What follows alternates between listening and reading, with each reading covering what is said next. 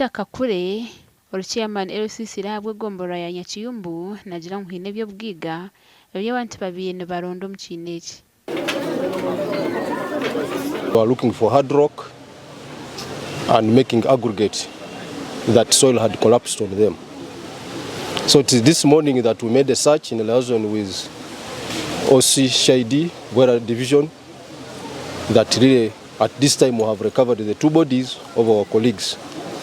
One is called Stephen Bwambale, aged 28, and another one is called Mutebwa Edward, aged 42. SP Nelson Tumushine uri umugambirizi wa polisi abwe cyange cya Rwenzori East nagira ngo kiriyo nkitamagaraga abantu binjo mukabe. Itwenga police nituzakora report to sharing na nakachiko ka Natural Resources Committee omuri Kasese okureba ngo emyanyeji abantu bari kugikoramo bine okugubwa mani.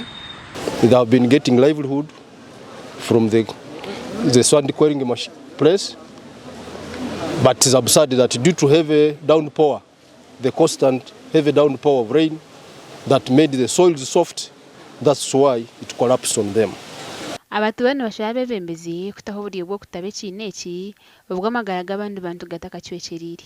Kimwe bantu baryokwe mujyo mu government nandikushaba abantu mutuyambe turi kubi kenju yanje ari hamusiteye yecho cyuna tindi kumanya neco kora kandi tinyene naho kuzatinyene neza kupangisa renti.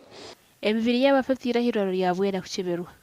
Gashikwa Gilbert Muhanguzo mu Kasese.